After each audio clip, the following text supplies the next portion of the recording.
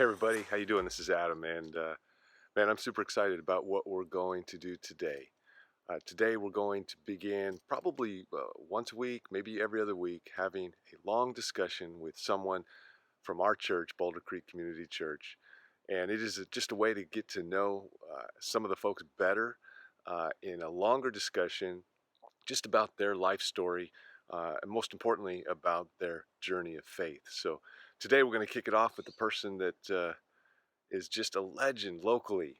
In fact, my very first Sunday when I came back in January, I had at least four people say, I have to meet this person.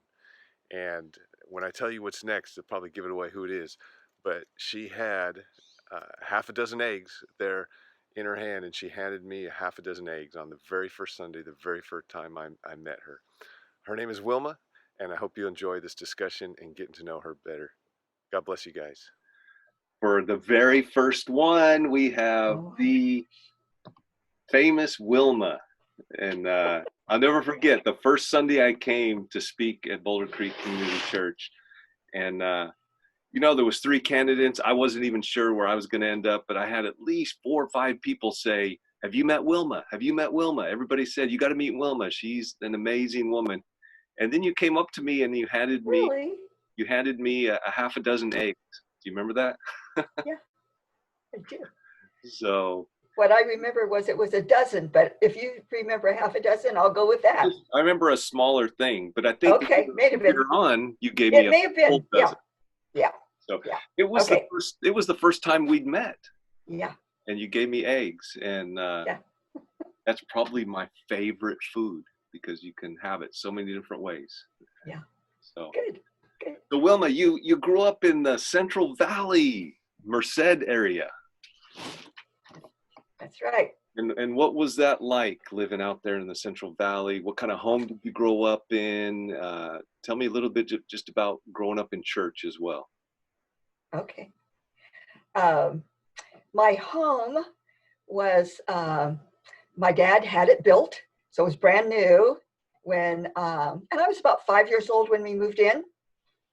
And what I remember, probably the first thing that comes to my mind is he had some dirt delivered out in the front so that he could put a lawn in.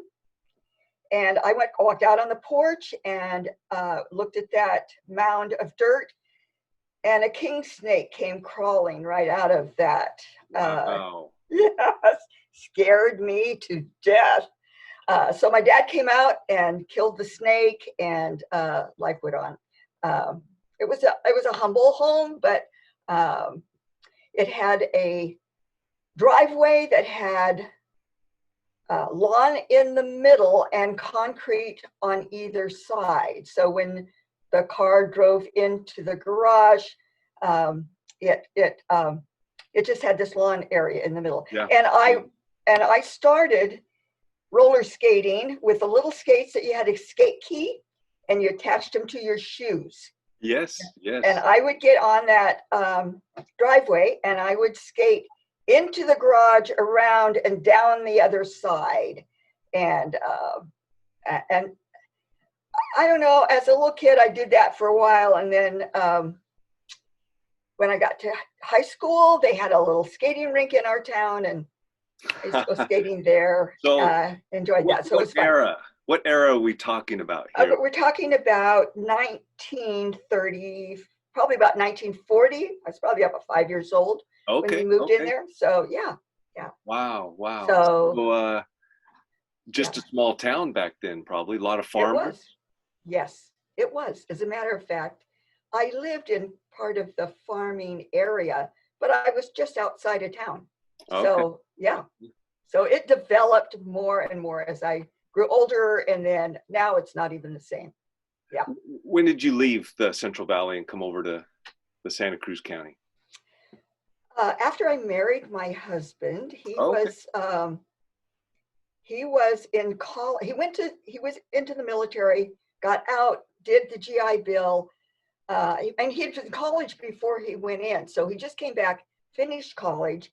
His first teaching was at Watsonville High School. Oh, really? And so we moved over there. I think it was like 1960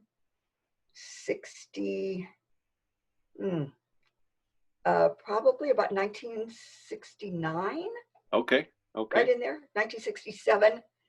And yeah, we lived out in the country, and I discovered poison oak there.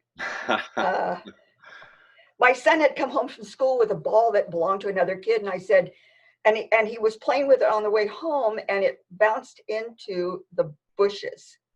So he told me about it. I said, well, you got to return it, so we're going to have to go find it. So we did. We found it. Okay. Within a day or so, I couldn't see. My eyes were completely, Oh my I was so swollen. I had no vision at all. And so poison oak has been I respect it. I don't touch it. I don't do anything with poison oak. Yeah. Let's go back to Merced for a minute. You Okay. you grew up in church. Tell me a little bit about your I did. spiritual journey as a kid and until you got married. Okay. My daddy was the Sunday school superintendent at the little Baptist church. It was the first Baptist church in our little town. Not the And second, not the third, but the first. it was the first. Okay. Yeah, yeah. And so I was in Sunday school every Sunday. I was in church every Sunday evening. I was in church every Wednesday night. And as I got older and began to attend the youth group, I did that as well. I don't know, there was some kind of a conflict that was going on at the church, and the pastor's wife were asked to leave. They were very good friends of my parents. And when they left, my parents left as well. And so for a while, this is new to me. Problems in a church. I've never heard that before. Oh no, I know. I don't to this day, know what was happening there. But anyway, went to a Presbyterian church. My parents, I don't remember if they attended on Hey, any Wilma, regularity. Yeah. Hold on one sec. My son is weed whacking, and I got to ask him to wait for a few minutes, okay? Okay. Otherwise, it's going to just come on the recording. Okay. Johnny! Johnny! Hey, Johnny! Hey, up here. Hey, can you wait a few minutes because I'm recording something? I'll let you know when I'm done, okay? I'm sorry. Thank you. Sorry about that. No problem here. He has earphones in, listening to music. He's weed whacking, but I was able to get his attention. So I am impressed. I know Johnny. I met Johnny up here. So yeah. He loves folks from the older generations. I don't know what it is, but he just is drawn to them. He loves to talk, and so he's a good guy. Kid. He's a good kid. Well, I'm proud of him if he's weed whacking for you. That's kind of unusual these days. Well, I have to pay him, so allowance. Okay, so let's see.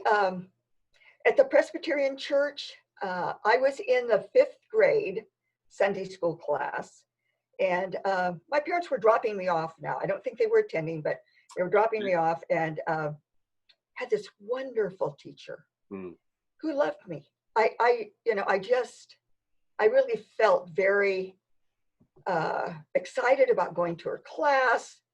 I think probably every kid in her class knew that she loved them. Yeah. And I feel like she was probably at my age when I was, I think, just able to assimilate what was happening in the Christian world. Yeah. And I was drawn to it. She was probably the first person that really made me feel like I want what she's got.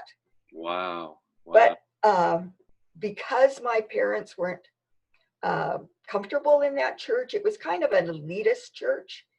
And frozen chosen, they call the Presbyterians. I think that fit the church really well. Anyway, they decided to go to the first Christian church in our town, which was a little small church, and yeah. wonderful, lovely people. I was probably at this point now about 10 or 11 years old when we were there. I remember helping in their vacation Bible school and working with children. I love kids, so that was kind of a neat deal. Yeah.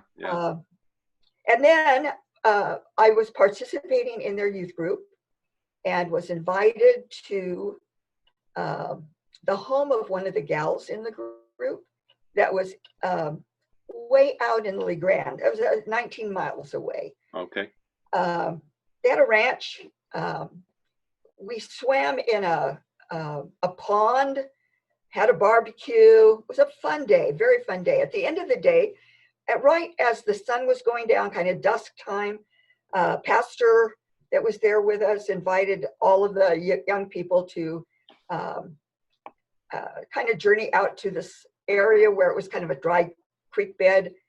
And there was nothing to sit on. We're all standing, but he shared the gospel, and my heart was ready. I was convicted. I needed the Lord. I needed to be saved. Yeah. I felt my sinfulness, and he gave an invitation. In those days, invitations were common, and you were invited to come before the pastor. So I did, and I was sincere from the bottom of my heart. Yeah. I And how old wanted were you Jesus at the time? to save me. I was guessing around 12, maybe Okay. about 12 years old. Wow. Yeah, I it's can been a imagine long time ago. I can imagine you were quite a sinner by 12 years old. By 12 years old, I felt like I was carrying the weight of my sin. It was the heaviest burden in that moment. Just in that moment, I hadn't felt it before, but in that moment, I felt like I just had this weight on me. Yeah. And anyway, when I gave my heart to the Lord and I asked Him to save me, it was like I was free. Yeah. It was in that moment. I don't know how other people experience, but it was freedom for me. It was wonderful. Wow. And I thought I was Cinderella. Really? I thought I was free from sin for the rest of my life. It was the greatest feeling. But by the next day, I realized that was not what happened.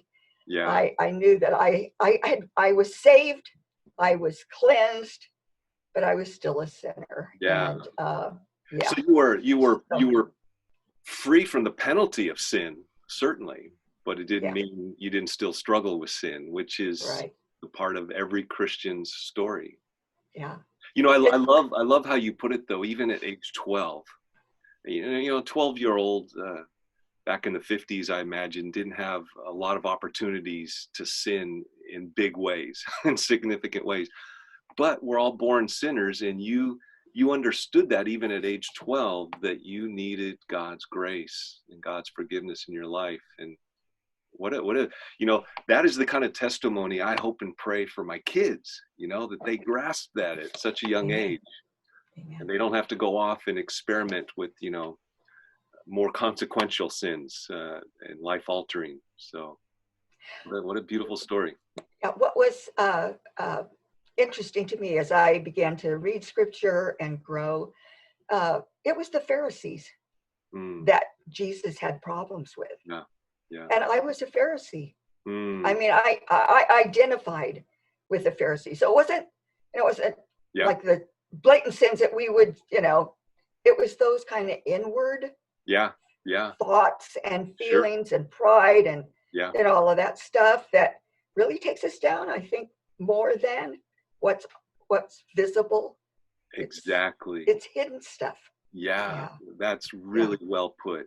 Really well put. And something that we're all susceptible to in the church is those secret sins that are as blatant in God's eyes as anything else. So you moved to Watsonville. Your husband's a teacher. What's the next chapter in your story?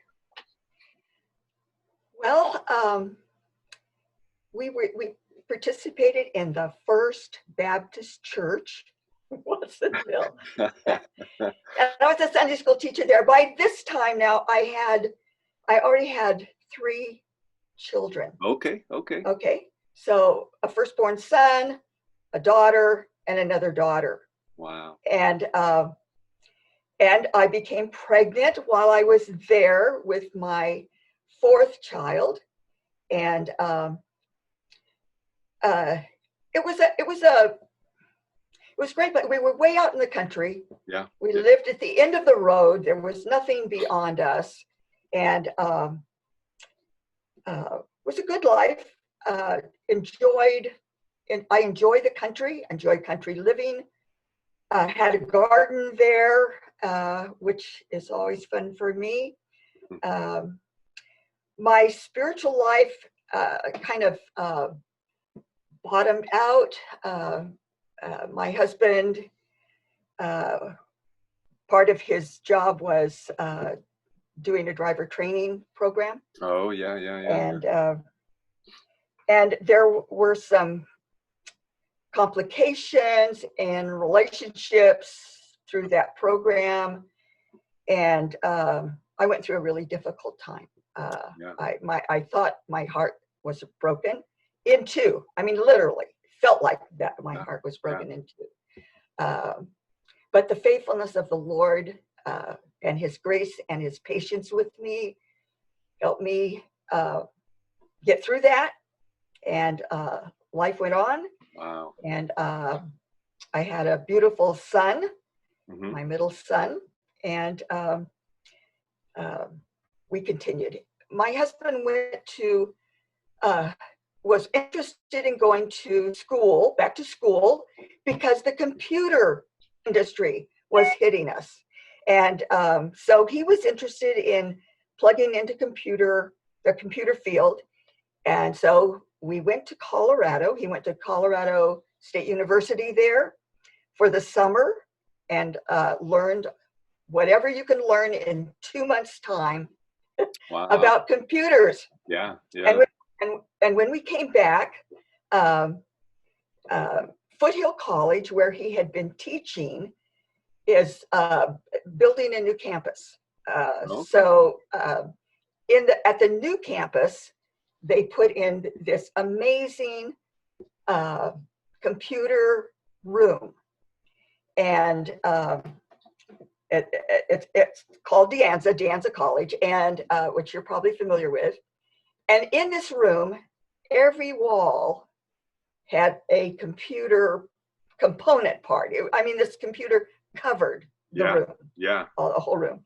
He came home one day and he said, "The computer said dog and cat today."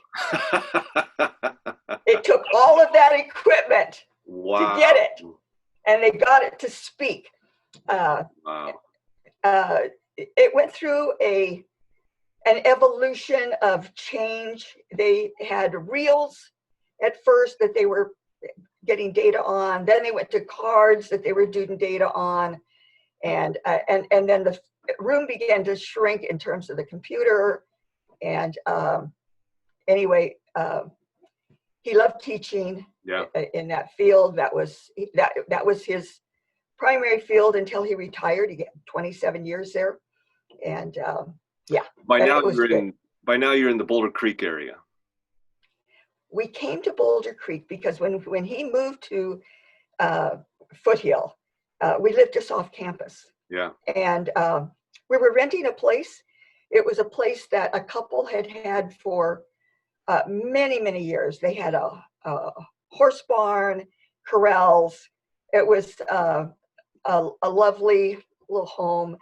And the state came in and forced them to sell because they were putting in 280.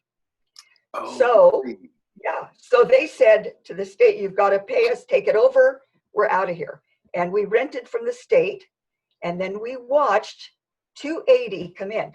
When we moved in, there were apricot orchards out our window. We saw it all across there. And it was almost like if you think about the locust in the scripture, how it came through, and as the locust went through, they ate everything. Yeah. Yeah. There was this line of guys with chainsaws, and they walked together, and they walked right down that field of that orchard, and they cut as they were going, and they cut the tree down. And I don't remember now if the same guy that cut it down, I don't think he cut it down. They just kept moving, cutting, and the guys came behind him and cut them into sizes for people to use in their wood burning stoves. Yeah. Yeah. And so after it was amazing. I don't remember them doing it more than 1 or 2 days, and they had cleared the whole field. Wow. Wow. And and so with my little wagon, went out and gathered a little bit of wood to bring in, and so we participated with other people in the community, taking advantage of the wood. It was so that was fascinating. Wow. It's hard to imagine when you go over to San Jose now, Cupertino, that area, just 280 is just always been there as long as I can remember. Yeah. Right. When they were ready to, they had to put in a pipe across, and it was kind of from the property that we were on, across, all the way across 280 to the other side. I called it a pipe. It was a culvert. It was probably a 5-foot diameter culvert. Yeah. We were attending church in Palo Alto and teaching the high school kids. Okay. And so we invited the high school kids up, and we journeyed through that culvert all the way to the other side. And some of the taller kids had to duck, but I don't remember how we positioned that in terms of teaching, but it was a fun day. It was a fun thing. They got in there, they hollered and made noise, and it echoed. And anyway, so that's a memory that I have of that. My husband just got on a bicycle, rode down the hill and onto the campus. We were that close. Wow. And now our 5th child is coming. Okay. And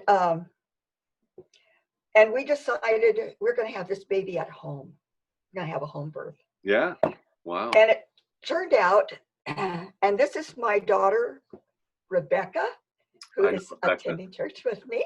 Yeah. So Rebecca is, they thought I had twins. They had the doc thought I had twins. And because we're having a home birth, I had to go to a guy who would do a home birth, and not many people were doing that then. It was kind of new. Mm-hmm, mm-hmm. It wasn't new because my mom had my sister at home, but it was new at this time. Yeah. And there was a lot of concern about population. So yeah. And so here's our 5th child coming, and so my husband's the catcher, and I'm delivering, and I got to the place where I'm pushing, but she's not moving. Her head had crowned, but she was not moving. So by the 3rd push, it's obvious she's stuck in there. And so the doc that was there on my next contraction just reached in, pushed her shoulder down, and she popped out. Oh, wow. Wow. 9 pounds and 14 ounces. Wow. But I'm still alive. I made it. And wow. she is precious. A precious. So Rebecca's your youngest? Because my daughter, no, she's my youngest daughter. Youngest daughter. We had another one after we moved here to Boulder Creek. My son. 6 total? Yeah. Oh my goodness. Wilma. I recommend 6 for everybody. Don't tell my wife that. We're at 5 now, and no more. Oh my goodness. Well, my husband was an only child, so when he found out I was pregnant with our 6th one, he turned around and walked out the door and down the road, and I didn't see him for a while. but he managed to adjust, and he was. I did that with the 3rd one. Man. Yeah. They're all precious kids. I love them Yeah. dearly. They're great. They're all my brothers and sisters in Christ Jesus. That's probably our closest relationship. Wow. But yeah, yeah. I And couldn't be more blessed. so Okay. 6 kids. How many grandkids? I have 24. 24. Yeah. And do most of them live fairly close? Well, I have a son. My oldest son, firstborn, lives in Alaska. Okay. So I have two grandsons in Alaska. One of them left Alaska and moved to Alabama. Oh, And wow. so, so he's the farthest grandson Okay. from me. The rest of them are within distance for me to be able to see. Good. Yeah. Good. One of them's in Oregon, and so she's a little farther away. But I had a trip planned to Alaska in April because my youngest grandson had his first baby, and it was a girl. And Wow. I was going. It was born in March, and I was going in April to meet my newest great granddaughter. Wow. And then another granddaughter, my middle daughter's second child, had her baby, her second child, a great granddaughter. So my plan was to go to Alaska, meet that great grandchild. On my way home, stop in Oregon, meet that great granddaughter, and come home. But COVID came, and everything went south. And I'm scheduled to go in September, so hopefully I'll be able to make it. But my great grandkids are going to be older now, but they'll be 6 months old, 7 months old. Yeah. Anyway, I'm looking forward to that. They'll be more enjoyable at that age, probably. Yeah. Doing more. Yeah. So okay. What were you going to say? I was just going to say I get these little pictures Okay. on my phone. Yeah. It's a miracle. It's a miracle what these phones can do. Not like those days when computers filled an entire room, just one computer. Yeah. So amazing. Yeah. Wilma, how old are you right now, if you don't mind? I'm 85. 85. Yeah. 85. So you think about how much and growing has changed in 85 years. Yeah. Wow. Yeah. Wow. Yeah. Now you have a tradition, I understand, on Wednesdays where all the kids, grandkids and great grandkids come to your house. It's Grandma Day or something like that. That's right. So is that still happening right now? Absolutely. Awesome. It's just the hardest part of this COVID thing for me. My job is necessary, so I went to work every day. Yeah. But my grandkids couldn't come. Yeah. They had to isolate at home. Yeah. And I had to isolate. I just went to work and I came home, and that's all I did. And so that was probably the most difficult when Wednesday came up. Yeah. And we weren't able to spend time together because that's kind of the highlight of my life.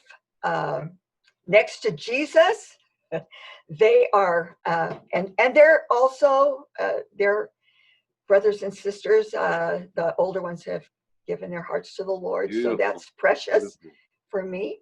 Yeah. What a rich legacy you're leaving.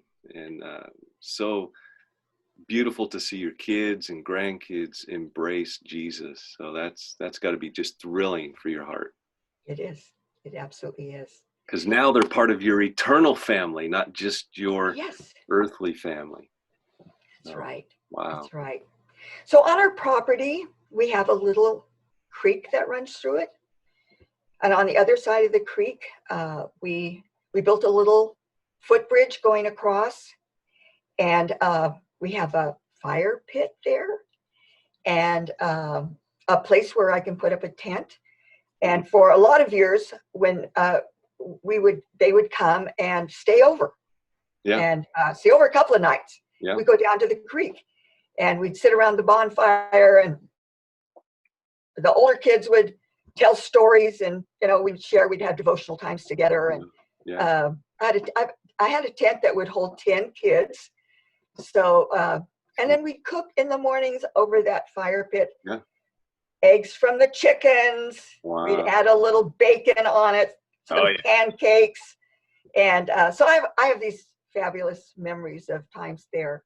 And then I have a tree house that was kind of it was a dream. I would wash dishes at my sink, look up on the hill, and there's this oak tree, and I could see this tree house in that oak tree. Yeah. Yeah. And so I had some friends in the church that we were attending at the time that were worship leaders. They were going to be going to a conference. They left their 3 kids with me. And so we talked about the treehouse. And the older boy, I think he was probably 10 years old, we decided we would build the treehouse. And so I got up there with a chainsaw and I cut niches into the branches. Yeah. And then we made a platform on that. And so I don't know, probably 4 feet. It was just this little dinky thing, but he nailed and he worked with me. And we realized that we had to have a rail around it because we're now way up in the tree. And if anybody fell off, it's hazardous. So that was our next thing. We were going to do a rail. And his dad was kind of in construction, so thought maybe when he had a chance, he could help us with that. So anyway, parents came home and took the kids, and the treehouse was kind of left half done, part done. Yeah. And then my husband and I had an opportunity to go on a vacation. Now, on a farm, we didn't go on vacations very often. It's hard to get away. Yeah. There are not many people that milk goats around here. And so we had this opportunity to go. And so we went for a 2-week vacation. Wow. And while we were gone, my middle son had a contractor come up and look at what I'd done. And he said, not safe. It is not safe. And he said, because we have so many kids, we needed to have something better than that. So my son took all of that down, cut off a branch, built a tree house that is sizable. And when we got home, it was like shocking to see this. Wow. It was, he did that all within 2 weeks. He did that within 2 weeks. Wow. And when this little boy came back to the house, because we were having Bible study here at our home, I think at that time, and he noticed that his tree house was gone. He was devastated. Oh, he was totally devastated. So it was a painful thing for him to see that they'd taken what he had built down and he didn't get a chance to finish it. And so that was kind of a hard place for him. Yeah. But I could get 10 kids up in the treehouse. So we used to sleep up there too. I had a porta potty up there. I have I hook on a hose and I've got a little sink up there with water and so how fun. I've got to come see this place of yours. Yes. I keep hearing people, my son's been there a couple times. Yeah. And I haven't yet. So it's fun. It's a fun farm. We call it, the name of our farm is the Burchell Belly Acres. Burchell Belly Acres. Right. Yeah. That's awesome. That's awesome. Very fun. So Wilma, in Yes. the many decades you have walked with Jesus, what's your encouragement? What's your advice to the younger generations who, in some cases, for the first time with COVID-19, experiencing a real crisis in their life and maybe a crisis of faith? What would you say just to encourage, to advise the younger generations about walking with Jesus for the long haul? I think when I was a kid, a teenager, the thought was everybody's doing it. It mustn't be all that bad, and it was marginal stuff. So I think that the devil has a way of making things look very inviting. And if we give ourselves time to let that mull over in our minds, the more we think about it, the more we're drawn to it. Mm. So I think it's important when there is a questionable something happening, I think talk to your parents about it. Talk to somebody about it. Don't just let it ruminate, because that's when we jump in to sin, and that's when we have regrets. And so I think knowing the Word of God is important so that you can compare what's coming from the world. And there's a really very straightforward scripture that says to us that we aren't to be like the world. In Romans, 12, 1 and 2, we're not to be conformed to the world. Yeah. That we're to be different. And sometimes it's really hard to tell the difference between the world and those that call themselves Christians. We look an awful lot like the world a lot of the time, but God's He encourages us to be light in the world. And when we look like the world, we're not light to the world. So, yeah, I think anytime for a young person, and older people as well, I have to tell you, even older people, when it's questionable, when you're thinking, well, it looks like it's harmless, you need to talk to somebody about it and look at, get some input, get some counsel to help you to walk. Because it's a good name is better than, what does it say, gold and silver? Yeah. A good name. And so guarding your name, and that's, I think, internally, that's where it really counts, is how your conscience deals with life in general. And a clear conscience is the best of the best. That's what I experienced when I gave my heart to the Lord. It was like clear conscience. Clean. And so, Yes. Okay. Yeah. Wow. So one more question, or maybe one more, maybe two. Okay. You went through a really difficult time. You alluded to it earlier. Your heart was broken. What's your encouragement to people that are just struggling? Maybe doubts about God's goodness or God's presence, or just hardship in life, difficulties, things that they didn't plan for. What got you through it, and what will get other people through difficulties in life? Well, God had not failed me. And so just knowing that, I had the Lord. And I think there's sometimes we lock together things that are hard, are difficult, are tragedies or difficulties in our lives, and we blame God for that. And so we turn our backs on God. We decide we're not going to follow God anymore, because if God was really loving, that wouldn't have happened. But that's not true. Yeah. Because God didn't do that. Yeah. It was man that brought that pain. And I think being able to separate the hardship, looking at what's the source of the hardship. And that isn't to say that God doesn't discipline us. I know He loves me. He disciplines me. Yeah.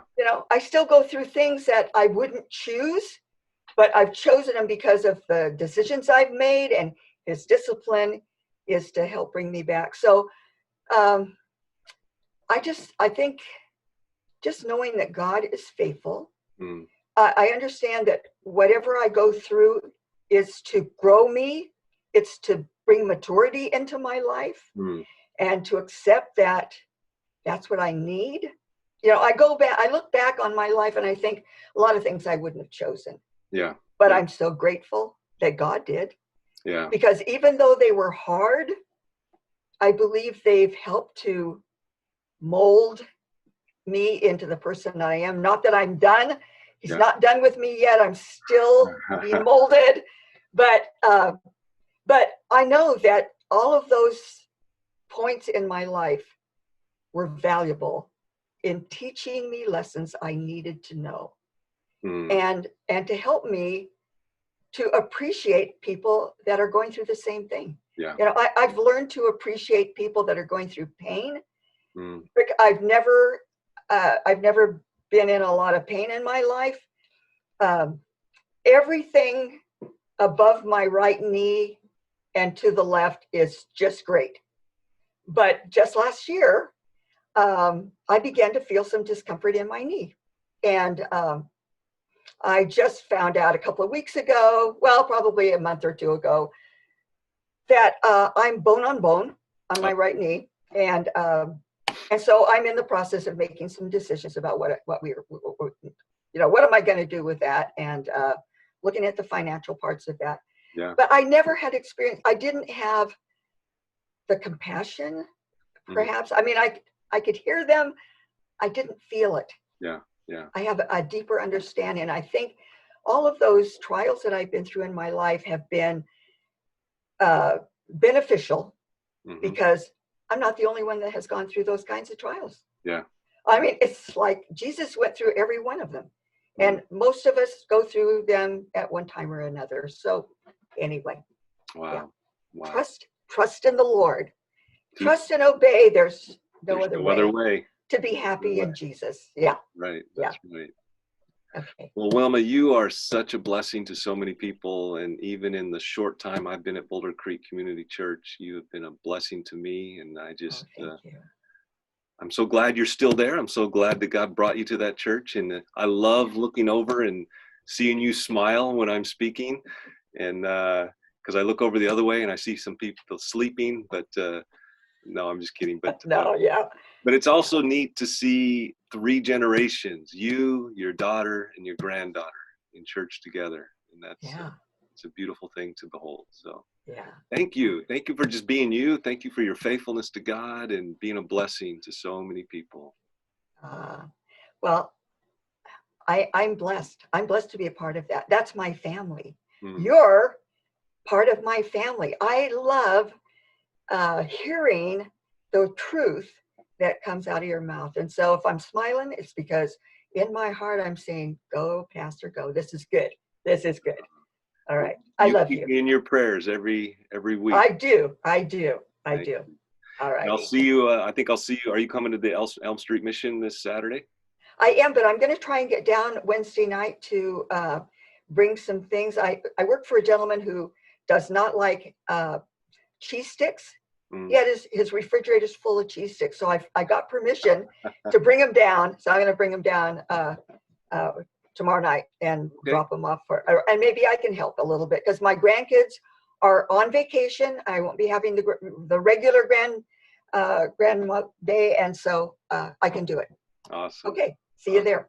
Thank you for taking time to make this video with me. God bless you. Thank you. All right. Bye-bye.